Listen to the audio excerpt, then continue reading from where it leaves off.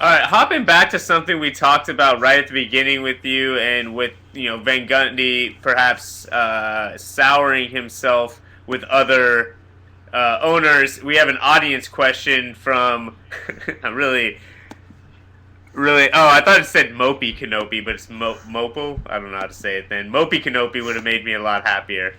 How quickly do the Clippers jump on Van Gundy if he is fired at the end of the year? I mean, he goes right on the list with every other veteran coach that's out there. I mean, one thing to remember is that, I think I'm not going to suggest that the next coach is a unilateral decision of Chris Paul, but I do think ownership and management are mindful, management more than ownership, are mindful of the fact that, listen, I mean, this has to be somebody Chris wants to play for. It's not that he gets. So Monty Williams. I mean, I don't.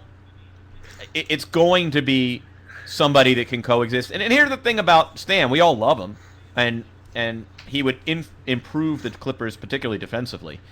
But is he a guy that a big charismatic star can coexist with?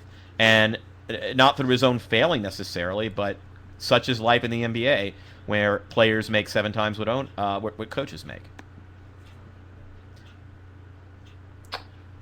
I was just bringing it back to a topic that you love a lot, and we've been talking about with the tanking. I just want you and to allow you to make your argument to fix the NBA and to fix the draft. I know Nate Jones loves this reform, so I just wanted to give you the opportunity to summarize that a little bit and expound. I don't like the NBA draft. I know it's fun. I know it's pretty. I know we love the spectacle of that evening. I just don't understand why it is logical to distribute talent in actually inversely proportional to the quality of an NBA organization. And by quality, I'm saying very basically success. I mean, that is literally what we do. We take the least successful organizations, we endow them with the best talent at ridiculously below market rates. And it would be the equivalent of telling the best engineer in a generation out of MIT upon graduation who wants to go work for Google at a negotiated salary, no, dude, you're going to go work for the crappiest company in the entire tech sector in the place you would least like to live. And oh, by the way, a third party is going to name your salary. And that is essentially what the NBA draft is. And furthermore, people say, oh, well, now you're going to, Kevin, you don't care about Perry, you don't care about the small markets. And to what I would say, actually, what I like about my system is it enables teams that we were told all winter that one of the problems with the existing free agency structure in the NBA is that, the desirable destinations will ultimately draw all the max level talent. And the Sacramentos and the Indianas and the Milwaukees, pick your small market, will never be able to recruit the LeBron Jameses and whichever other max star you want to throw in there. The great thing about this system is if you make every rookie a free agent, who's got the cap room? Miami can't pay anybody. I mean, maybe there's a rookie minimum they could pay. And look, if you want to go be the 5th option as the best offensive player in the draft in Miami at a minimum salary, go right ahead. And by the way, that's your prerogative. You might want to go right ahead.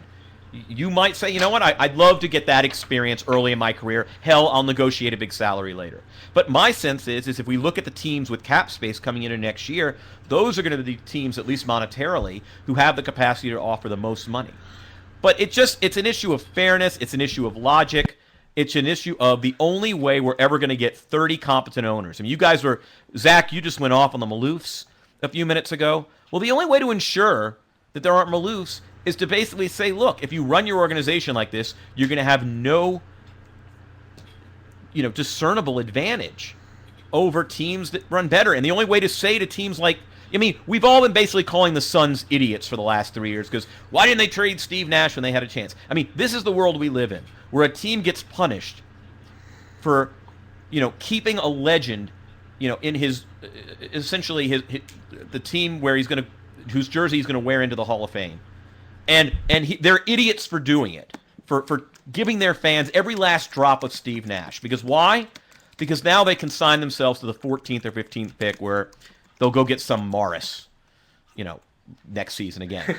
And, a Morris. And I want to, right. Whereas and by the way, the critics are right. Like Phoenix, if you're playing the game, would have been better off denying their fans that, taking back a deli tray for Steve Nash, sinking to the bottom of the lottery where they could probably have a choice of a top 5 talent. And this is the world we live in, where the Houston Rockets are better off not finding Chandler Parsons or plucking the backup point guard off of the Memphis Grizzlies bench, and turning him into one of the most affordable, upper tier players in the league. Why? So that they can earn a 7 seed. And this is, it's madness. And the funny thing is we just take it as an article of faith. And, Ethan, you've talked a lot about this vis-a-vis the Warriors in recent days.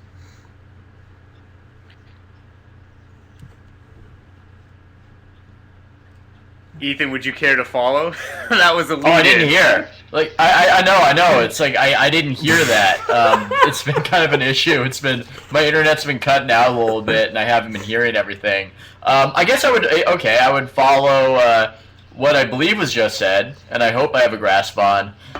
With that, I like the lottery system, just not the weighted way, because I like that Charlie and the Chocolate Factory element of you could just luck out, and I think that sports fans enjoy that. And while that's not fair, what you're arguing for is a fair dynamic. I kind of like a little bit of crazy luck, and so do people. That's why March Madness is popular, and that's why the NFL playoffs are popular, because they're the most unfair tournaments, and they can surprise us. I think chance is great on game night. But when you start rewarding, organization, these are businesses. These are human beings. How would you have felt if the UC system just kind of threw you into a lottery and, Ethan, you're not going to where you wanted to go. You're going to that other camp. That's how I ended up in a substance-free dormitory. Oh, did you really? Oh, God. Yeah. We're like the fun-free dormitory, am I right? Guys? Oh, man. All right, I think we have to wrap up because James Herbert is chirping at us here. But, Kevin, that was awesome. Thanks for coming on, man. Thanks for having me. Kevin.